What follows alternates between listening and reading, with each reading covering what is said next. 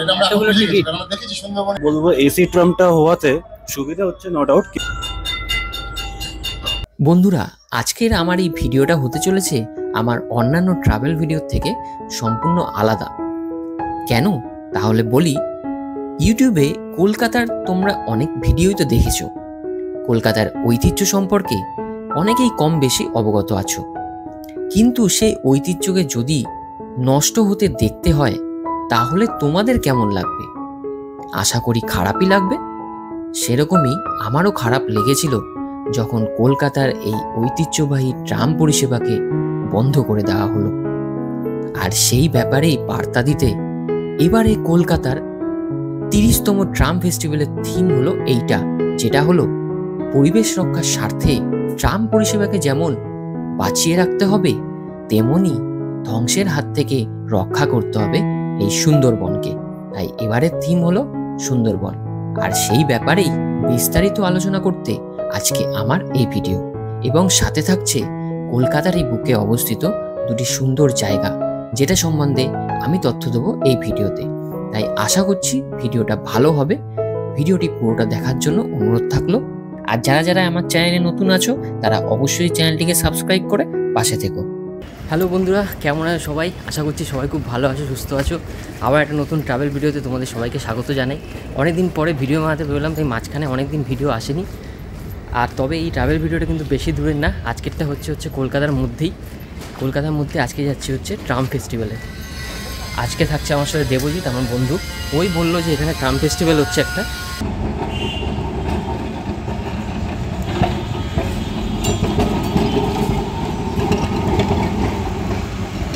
তো বন্ধুরা, আমরা এসে পৌঁছলাম স্প্ল্যানেডে। এই যে ট্রাম ফেস্টিভ্যালটা চলছে, এটা অ্যাকচুয়ালি স্প্ল্যানেডে চলছে। তো স্প্ল্যানেডে আমি বাড়ি থেকে স্প্ল্যানেডে আসলাম মেট্রো করে। স্প্ল্যানেডে আসার জন্য কি মাধ্যম আছে সমস্ত কিছু তোমরা অলরেডি জানো, তোমাদেরকে নতুন করে কিছু বলার নেই। তবে আমরা এখানে এসে ভেবেছিলাম যে শিডিউলগুলো তৈরি হবে, মানে যে শিডিউলগুলো আছে এখানে প্রোগ্রাম, সেটা অ্যাকচুয়ালি শুরু হবে সন্ধ্যে 6টা থেকে। তো এখন ঘড়ি কাটায় বাজে 4:10। তো এতক্ষণ টাইম ওয়েট করে লাভ নেই, আমরা চলে যাবো এখন বাগবাজারে। আর ট্রামে করেই যাব। আর এই ট্রাম রাইডটা কিন্তু ফ্রি না। যে ট্রাম রাইডগুলো ফ্রি সেটার টাইম এখানে আমি দেখিয়ে দিচ্ছি ভিডিও স্ক্রিনে, সেগুলো তোমরা দেখে নিতে পারো। 4 দিন মতো চলছে। বাকি ডিটেলস আমি ট্রামে উঠে দেবো। ট্রাম দাঁড়িয়ে রয়েছে, 10 মিনিটের মধ্যে ট্রাম ছাড়বে।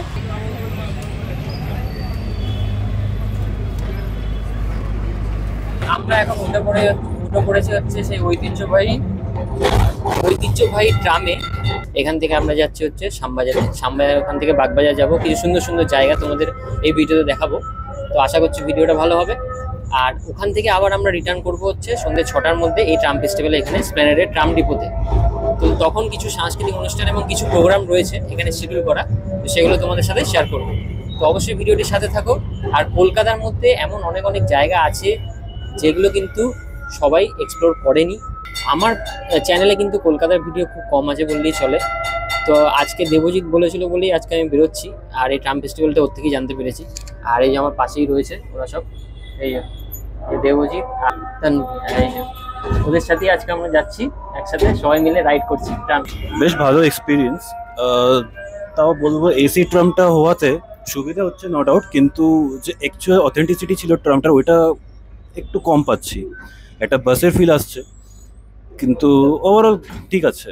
এবার আমরা দেখছি উত্তরের আড্ডাটা, যেরকম অরূপ আরও দেখাবে আগে, ওই ভিডিওটা কভার করার চেষ্টা করছে। আর খুব কষ্ট করছে ছেলে। প্লিজ লাইক সাবস্ক্রাইব করে দিও। এই গরমের মধ্যে বেরিয়েছে। আগে আপনারা মায়ের ঘাট দেখবো, আর ওইখান থেকে ইচ্ছে আছে 6:30টার ভেতরে এখানে ফিরে আসবো, কেন কি এখানে একটা থিয়েটার হবে, যেটা ট্রামকে কি করে ওই ঐতিহ্যটাকে বাঁচানো যায়। আর সাথে সুন্দরবনের কিছু একটা থিয়েটার। থিমটা হলো কি সুন্দরবন আর ট্রামকে কিভাবে আমরা রিটেন করতে পারি, যেন সরকারের কাছে এটাই বিনতি যে অ্যাটলিস্ট আমাদের যেটা পুরনো ঐতিহ্য ছিল ওটা যেন না হারিয়ে যায়। কাইন্ডলি সাবস্ক্রাইব করুন, শেয়ার করুন, লাইক করুন আর সাপোর্ট করুন ওকে।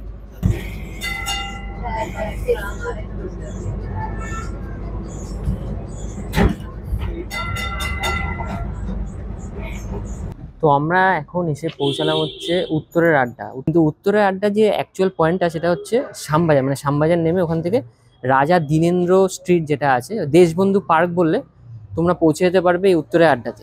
চলো তোমাদের একটুখানি ঝলক দেখাই উত্তরে আড্ডাটা কিরকম। এই উত্তরে আড্ডা জায়গাটা কিন্তু একদম আলাদা, আর কলকাতার মধ্যে কিন্তু একটাই জায়গা আছে এত সুন্দর সাজানো গোছানো। আর এইখানে দেখো এই বনেদি বাড়ি, মানে নর্থ কলকাতার এই ঐতিহ্য, এই বনেদি বাড়িগুলো কিন্তু এদিকেই দেখা যায় প্রচুর, মানে এই শ্যামবাজার এলাকাটায় অ্যাকচুয়ালি। আর এখানে এই মোড়ের মাথায় দুটো বনেদি বাড়ির নিচেই, মানে এই বনেদি বাড়িকে কেন্দ্র করেই এই ছবিগুলো আঁকা রয়েছে, এই চিত্রগুলো খুব সুন্দরভাবে আঁকা রয়েছে। দেখো কত সুন্দর লাগছে, তার সাথে এই যে তোমার জানলা দরজা এগুলোও কিন্তু খুব সুন্দরভাবে কালার করা রয়েছে। ওই পাশে বনেদি বাড়িতেও কিন্তু বাড়ির ওয়ালের নিচেও কিন্তু দেখো কত সুন্দর সুন্দর চিত্র আঁকা রয়েছে, দারুণ লাগছে জাস্ট। এখানে সামনে একটা প্রজাপতির চিত্র আঁকা রয়েছে, দেখো কি সুন্দর লাগছে। এখানে লেখো লেখা আছে উত্তরে আড্ডা, মানে জায়গাটা সত্যিই খুব সুন্দর। আর এত সুন্দর সুন্দর চিত্র এই ওয়ালগুলোতে আঁকা রয়েছে এই সামনের দুটো বনেদি বাড়িকে কেন্দ্র করে। আর এই পাশে কিন্তু অনেকগুলো বাড়ি আছে, শুধুমাত্র এই সামনের এই বনেদি বাড়ি দুটোকে কেন্দ্র করেই কিন্তু এই চিত্রগুলো খুব সুন্দরভাবে আঁকা রয়েছে। জায়গাটা কিন্তু দারুণ জাস্ট। এখানে আসলে videography, photography, pre wedding shoot এগুলো কিন্তু সমস্ত কিছু তোমরা করতে পারবে এবং দারুণ লাগবে। আমিও কিছু ভিডিও তো করছি আমি, এবং ফটোশ্যুট করেছি, সেগুলো ফেসবুক এবং ইনস্টাগ্রামে অবশ্যই পেয়ে যাবে, ওখানে ফলো করতে পারো আমাকে। আর এর সামনে লেখা আছে উত্তরে আড্ডা, এখানে কিন্তু আড্ডা দেওয়ার জন্য খুব সুন্দর জায়গা, এবং সাথে videography, photography, pre wedding shoot সমস্ত কিছুই করতে পারবে। তো এই পেছনে দেখতে পাচ্ছ এটা হচ্ছে ফেমাস ক্যাফে অ্যাট ক্যালকাটা, তোমরা অনেকেই দেখেছো ভিডিওতে। আর তার নিচে আমরা দাঁড়িয়ে আছি, এই যে দেখতে পাচ্ছ পুরোটা। আর এর ঠিক সামনেই আছে উত্তরে আড্ডা, মানে এখানে যদি তোমরা আসো উত্তরে আড্ডাতে, মানে অ্যাকচুয়ালি এই জায়গাটা বলতে চাই, মানে তোমরা এক তো ফটোগ্রাফি বা ভিডিওগ্রাফি বা তোমরা প্রি ওয়েডিং শ্যুট করতে পারবে এই উত্তরে আড্ডাতে। এছাড়া উত্তরে আড্ডায় এসে তোমরা কিন্তু আড্ডাও মারতে পারো, তার জন্যই বলা হচ্ছে আড্ডা আর কি। এখানে বন্ধু বান্ধবরা মিলে আসলে এখানে ক্যাফে রয়েছে অলরেডি, ওখানে চায়ের দোকান আছে, খাওয়া দাওয়ারও ব্যবস্থা রয়েছে। এই সবগুলো করার জন্য কিন্তু এই জায়গাটা বেস্ট। তো দেখে আমার যা মনে হলো, আমি তো প্রথমবার এসেছি। সামনে দেখতে পাচ্ছ এই হচ্ছে তোমার দেশবন্ধু পার্ক, দেখো কলকাতা সিটি অফ জয় লেখা আছে, এখানে একটা স্ট্যাচু টাইপের করা আছে, তার ঠিক পাশেই কিন্তু আছে এই হচ্ছে উত্তরে আড্ডা। আর এই সামনেটা দেখাই, এই যে রাস্তায় পড়ার গ্রন্থাগার বা দেওয়াল পত্রিকা, মানে এখানে বসে কিন্তু তোমরা বই পড়তে পারো একদম ফ্রিতে, মানে এখানে কোনো টাকা পয়সা লাগবে না। আর এই সামনে রয়েছে এই যে বসার জায়গা। তো আমার পেছনে এই দেখতে পাচ্ছ এই হচ্ছে মানে উত্তরে আড্ডার ঠিক পাশেই রয়েছে এই ক্যাফেটা, ক্যাফে প্লাস এটা museum, art gallery and cafe. এখানে কিন্তু প্রি ওয়েডিং শ্যুটের জন্য এখানে কিন্তু দেওয়া হয়, মানে এই ক্যাফেটা সকালে। আর নর্মাল লোকের জন্য সন্ধ্যে 5টা থেকে খুলে ওই রাত 9টা 9:30 অবধি খোলা থাকে। তো এই হচ্ছে ক্যাফে, তোমরা অনেকেই জানো, দেখেছো ভিডিওতে, খুব সুন্দর জায়গাটা, মানে ফটোগ্রাফি করার জন্য তো খুব বেস্ট। আমি অনেক দেখেছি, আজকে নিজের চোখে প্রথম দেখলাম সামনে, আমি এর আগে ভিডিওতে দেখেছি। বেশ ভালো লাগবে সন্ধ্যেবেলা আসলে উত্তরের আড্ডাতে, এই জায়গাটা একবার অবশ্যই এসো। উত্তরের আড্ডা দেখা কমপ্লিট আমাদের হয়ে গেল, তোমাদেরকেও দেখালাম। এবার আমরা যাচ্ছি হচ্ছে সারদা মায়ের যে মন্দিরটা আছে, এখন আমরা যাচ্ছি হচ্ছে সারদা মায়ের বাড়ি। ওখান থেকে সানসেটটা খুব সুন্দর দেখা যায়। মানে প্রায় অনেকটাই লেট হয়ে গেছে, অটো ধরে নিলাম বাগবাজার বাটা থেকে। তোমরা যদি যেতে চাও মায়ের বাড়িতে, তাহলে বাগবাজার বাটা থেকে ডাইরেক্ট অটো পাবে সারদা মায়ের বাড়ি যাওয়ার জন্য, 20 টাকা করে লাগবে। বন্ধুরা, এই আমরা এখন এসে পৌঁছালাম হচ্ছে সারদা মায়ের ঘাট, এই সামনে। এখন আমরা ঢুকছি।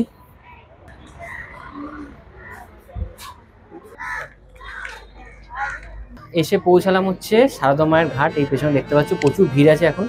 এই ঘাটে সবসময় ভিড় থাকে, আর বিকেলবেলা মানে সানসেট দেখার জন্য এই জায়গাটা নাকি best.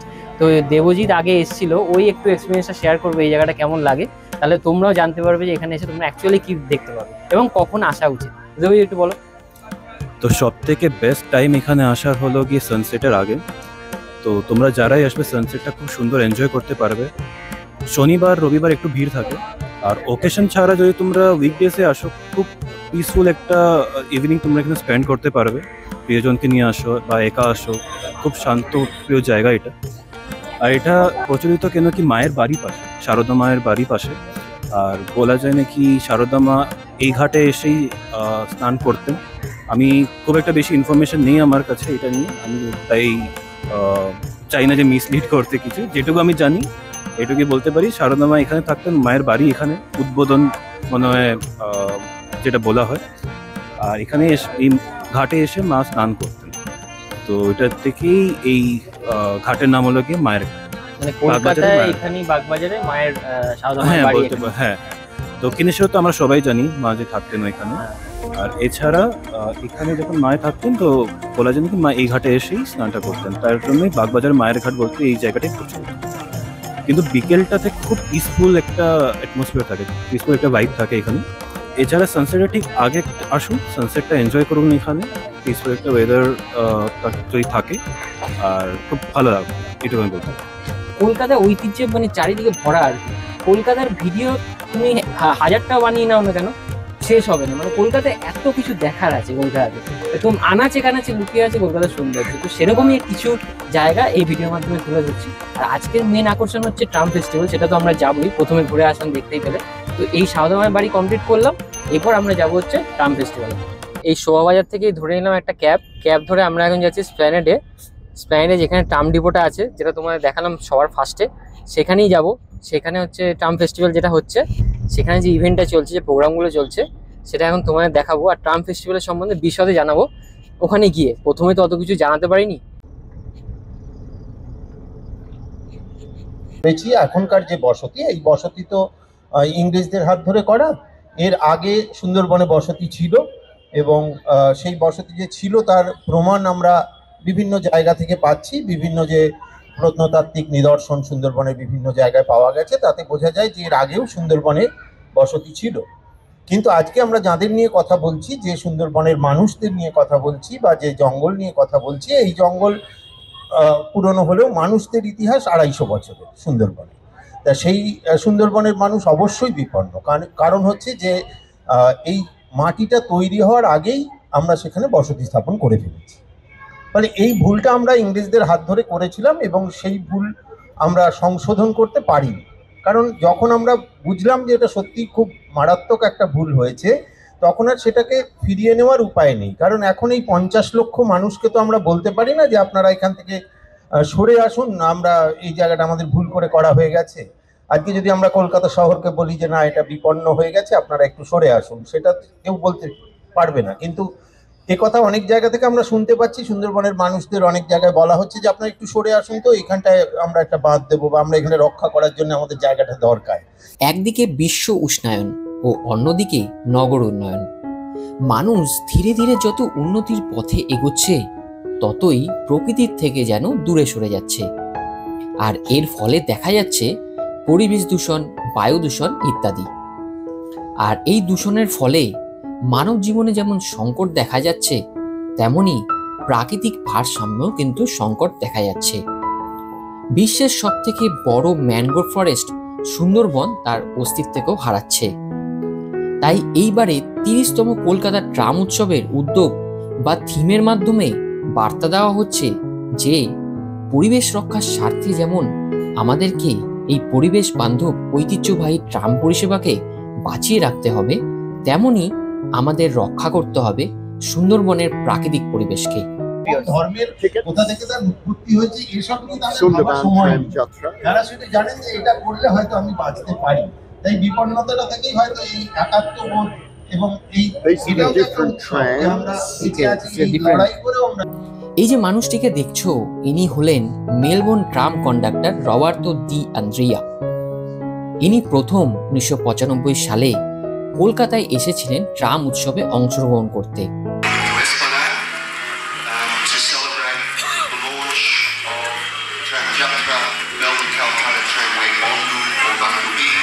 We're seeking to imagine by tramways Melbourne and Kolkata.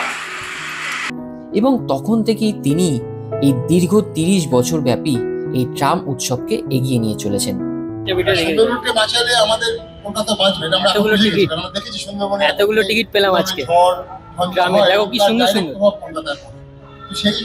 All that is now tradition দীর্ঘতম ম্যানগ্রোভ আমাদের সুন্দরবন, এবং সুন্দরবনই পৃথিবীর Sundarban is interesting because Sundarban and সুন্দরবনই একমাত্র ম্যানগ্রোভ যেখানে বাঘ আছে। if we can get the tram strong, you can get pollution down, একটা গুরুত্বপূর্ণ জায়গায় পরিণত করেছে। এই জন্য গোটা পৃথিবীর এমন কোনো বিশ্ববিদ্যালয়।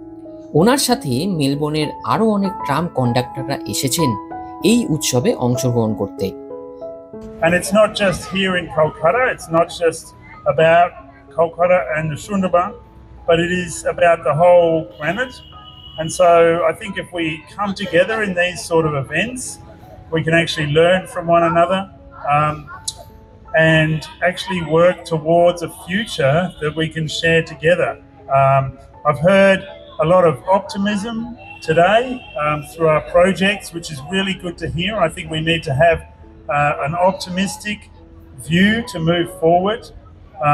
I've been working mostly today with the print your own ticket, and it's really beautiful to see people put together a few little words which are a sort of wish, a little bit of a wish, a little bit of a promise, a little bit of a commitment to the future. প্রতি বছরের মতো এবছরও এই উৎসব চলবে আগামী 28শে March থেকে 31শে March পর্যন্ত। একটি ট্রামকে খুব সুসজ্জিতভাবে সাজানো হয়েছে সুন্দরবনের সংস্কৃতি, প্রাকৃতিক পরিবেশ ও পশু পাখির চিত্র দিয়ে, যেটি এই 4 দিন বিনামূল্যে পরিষেবা দেবে। এছাড়া এই 4 দিনব্যাপী সাংস্কৃতিক অনুষ্ঠানে কিছু সুন্দর বার্তার মাধ্যমে মানুষকে সচেতন করার চেষ্টা করা হচ্ছে।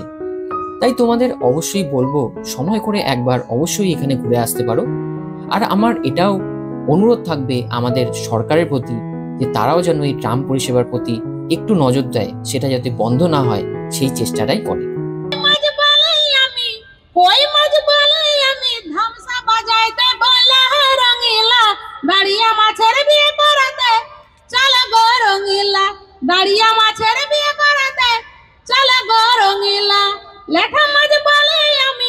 লেঠা মাছ বলে আমি বাঁশি বাজিয়ে দেব রঙিলা, বাড়িয়া মাছের বিয়ে করাতে চলে গো রঙিলা, বাড়িয়া মাছের বিয়ে করাতে চলে গো রঙিলা। তো তাহলে ভিডিওর এন্ডে পৌঁছে গেছি আমরা।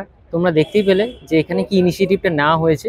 আমি বেশিরভাগ এই জায়গাটা ব্যাকগ্রাউন্ডেই বলেছি, কারণ এখানে যেহেতু এতটাই নয়েজ রয়েছে, এখানে যে প্রোগ্রামটা চলছে। তো আশা করছি তোমরাও বুঝেছো এবং তোমাদেরও মতামত জানিও ওই ভিডিওর কমেন্টে যে অ্যাকচুয়ালি যে ইনিশিয়েটিভটা নেওয়া হয়েছে এটা কতটা যথাযথ। তোমাদের কি মনে হচ্ছে, তোমাদের কি মনে হয় যেটা মানে আমাদের সমস্ত মানুষকে কিন্তু সজাগ হতে হবে এই জিনিসটা নিয়ে, যেটা ওরা ইনিশিয়েটিভ এখানে নিয়েছে। সেটা যদি সবাই মিলে সজাগ না হয় তাহলে কিন্তু এই ট্রামের যে কনসেপ্টটা আছে আমাদের সেটা কিন্তু একদমই চলে যাবে। একটা রুট যাও চলছে তাও বন্ধ হয়ে যাবে, তাই তো? এটাকে রিটেন করা খুবই দরকার। এটার জন্য না এটা ভেবে যে এখন আমি রিসেন্টলি কথা বলছিলাম ওনার সাথে, তিনি ইনিশিয়েটিভ নিয়েছেন। তো কথাটা এটা না যে ট্রাফিক হয়ে যাচ্ছে, অনেক কিছু অনেক রকমের লজিক দেওয়া হচ্ছে, ঠিক আছে মানছি, কিন্তু কালচারটাকে পুরোপুরি মুছে দেওয়া, অবসলিট করে দেওয়া কি মানে আমি জানি না কতটা আমরা কতটা এর মধ্যে কন্ট্রিবিউট করতে পারবো। যেটুকু পারছি ভিডিও দিয়ে অরূপ দেখাচ্ছে, যেটুকু ইনিশিয়েটিভ ওরা নিয়েছে, আমার মনে হয় এটা জরুরি। এটাকে পুরোপুরি মুছে দেওয়া একদমই মানে এটা উচিত না। আর বিশেষ করে কলকাতার ঐতিহ্যগুলো যেগুলো রয়েছে সেগুলো যদি মুছেই ফেলা হয় তাহলে বাইরে থেকে যারা আসছে মানে কলকাতার ঐতিহ্যটাকে বুঝবে কি করে, ট্র্যাডিশনটাকে বুঝবে কি করে? সবই যদি এক এক করে আমরা বন্ধ করতে থাকি এইভাবে, তাহলে কলকাতা পরে একটা হেলাফেলা হয়ে যাবে, নর্মাল সিটি হয়ে যাবে। মানে তার যে ঐতিহ্যগুলো সবই তো চলে গেল। যে ট্র্যাডিশনটাকে ধরে রয়েছিল এত বছর ধরে, ওটাকে হঠাৎ করে হাতছাড়া করে দেওয়াটা আমার মনে হয় না উচিত, একদমই উচিত না। সেটাই আমারও তাই মনে হয়। তোমাদের মতামতটা কমেন্টে জানিও। এখানে এসে আমার তো খুবই ভালো লাগলো, এই ওর জন্যই আমি আসতে পারলাম। তবে এখানে এসে সত্যি ভালো লাগছিল যে প্রোগ্রামটা হচ্ছিল, ওনারা যেগুলো বলছিলেন সেগুলো খুব শুনলাম, নিজেরাও কথা বললাম ওদের সাথে। ওনারা খুব চেষ্টা করছে, কলকাতার মেলবোর্ন মিলে কিন্তু এই ট্রাম ফেস্টিভ্যালটা করেছে অ্যাওয়ারনেস একটা দেওয়ার জন্য মানুষের মধ্যে, যাতে এই জিনিসটা আমরা সবাই মিলে একসাথে লেগে যাই, যাতে এটা বন্ধ না হয়। তোমাদের একটা কমেন্টে কিন্তু অনেক বড়সড় কিছু হতে পারে, তাই একজন আওয়াজ যদি ওঠায় তাহলে সবাই আওয়াজ ওঠাবে। তাই জন্যই ভিডিওটা করা, তোমাদেরকে সজাগ করার জন্য। আর ওদের সাথে আসলাম, তোমাদের কেমন লাগলো বলো? আজকে ভালো লেগেছে। আর যেটা আমি বলবো, আপনাদের একটা ক্লিকে যদি এটা স্প্রেড হতে পারে, প্লিজ স্প্রেড করুন। ইজি নয় এত গরমে বেরিয়ে শুট করা। আর থ্যাংক ইউ অরূপকে। আসলে প্ল্যান ছিল আমাদের শুধু উত্তরের আড্ডার মায়ের বাড়ি, আমার আর তানভীর কোথায়ও এই ট্রাম যাত্রাতে এসছে, মানে আমার নিজেরও টাইম হচ্ছিল না, তারপর আমি টাইম বার করে এখানে আসতে পেরেছি। এসে আমার ভালো লাগছে। আসার আগে মনে হচ্ছিল কি যাবো, ট্রাম ফেস্টিভ্যাল কি হয় না হয় কিছুই জানতাম না, এমনকি ও জানতো না, ও আগে আসেনি, ঠিক আছে। ও ইনিশিয়েটিভটা নিয়েছিল যে আমরা আসবো, তাই জন্য আমি এখানে আসতে পেরেছি এবং এসেও জিনিসগুলো জানতে পারলাম। চলো এখানে ভিডিওটা শেষ করি, আবার দেখা হচ্ছে কোনো একটা নতুন পর্বে তোমাদের সাথে। ততক্ষণের জন্য সবাই ভালো থেকো, সুস্থ থেকো, টাটা টাটা করে দাও।